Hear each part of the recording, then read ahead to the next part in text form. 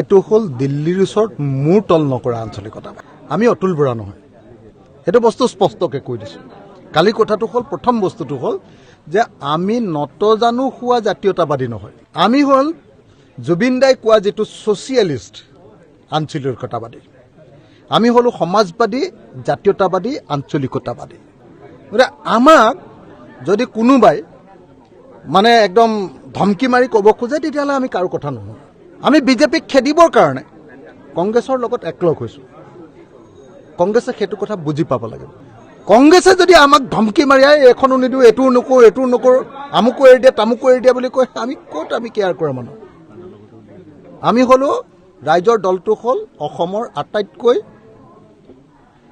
পিপল, শ্ৰমজীৱী মানুহৰ পক্ষত থকা, কোনোদিন মেৰুদণ্ড তললৈ নকৰা, দিল্লীৰ ওচৰত কেতিয়াও নতজানু নোহোৱা এটা শক্তিশালী অসমীয়া জাতিৰ কণ্ঠ।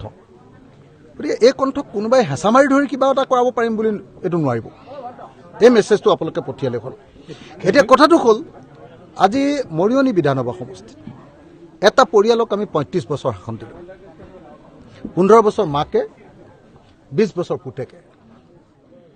15 বছৰ আৰু 20 বছৰ, 35 বছৰ শাসন দিয়াৰ পাছত মই 5 বছৰ MLA হৈছিলোঁ শিৱসাগৰ। কি স্পেচিয়েল প্ৰজেক্ট দিলোঁ?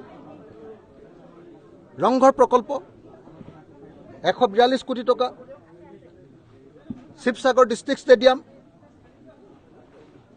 50 কোটি টকা, শিৱসাগৰ টাউনৰ পানী যোগান প্ৰকল্প আৰ্বান ৱাটাৰ ছাপ্লাই স্কিম 70 কোটি টকা, টাই মিউজিয়াম,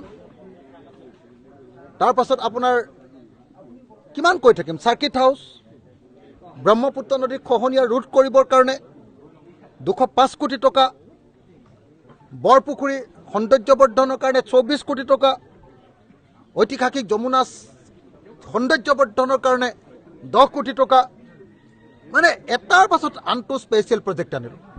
মোক আপোনালোকে ইয়াৰ সাংবাদিক হিচাপে কওকচোন যে যোৱা 40 বছৰত, 35 বছৰত, যোৱা 35 বছৰত এই কুৰ্মী পৰিয়ালটোৱে আমাৰ মৰিয়নিৰ কাৰণে এটা অনা স্পেচিয়েল প্ৰজেক্টৰ নাম কওক। চেণ্ট্ৰেল গভৰ্ণমেণ্টৰ পৰা পানী যোগান প্ৰকল্প দুটা আহিছিল, এটা মৰিয়নিত আৰু এটা আমাৰ চেলেঙত।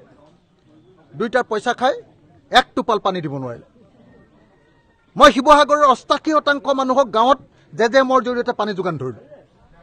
টাউনৰ মানুহক পানী দিবৰ কাৰণে 70 কোটি টকাৰ প্ৰকল্প আনিলোঁ।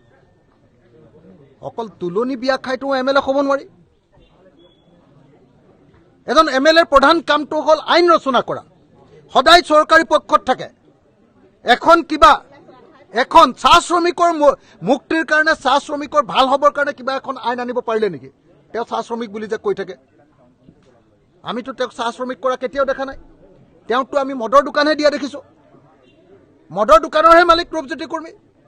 তেওঁতো চাহ শ্ৰমিকৰ ঘৰৰ মানুহ নহয়, MLAৰ সেই পুত্ৰ।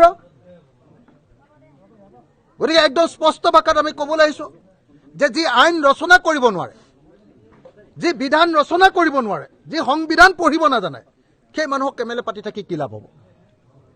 অকল শ্ৰাদ্ধ খাবৰ কাৰণেতো আৰু MLA পতা নাযায়।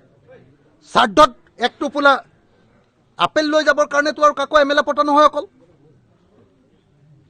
MLAজনৰ কাম তিনিটা: এক, বিধান ৰচনা কৰা, সমগ্ৰ ৰাজ্যবাসী সমগ্ৰ মানুহৰ কাৰণে মাত মতা; দুই, সমষ্টিৰ উন্নয়নৰ কাৰণে প্ৰজেক্ট অনা; তিনি, সমস্তবাসীৰ বিপদৰ সময়ত থকা।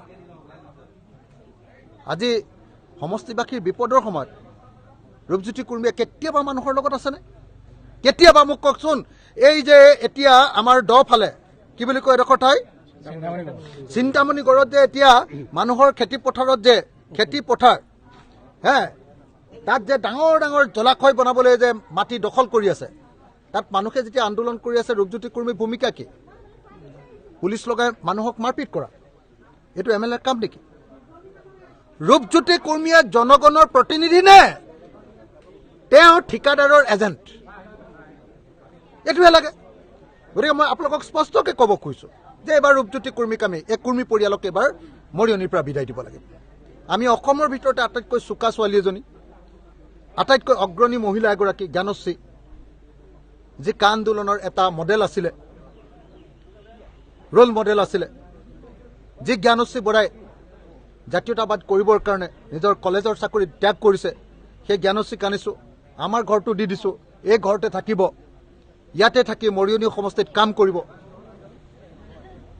ৰূপজ্যোতি কৰ্মীয়ে যোৰহাটত থাকে, যোৰহাটত ঘৰ ৰূপজ্যোতি কৰ্মী টাউনত, কিন্তু যোৰহাটত থাকি কোনোদিন সমষ্টিতটো কোনোদিন নাথাকে। ইয়াততো ক'তো ঘৰ নাই, তেওঁ গুৱাহাটীতে অনবৰতে মলহা মাৰি ফুৰে।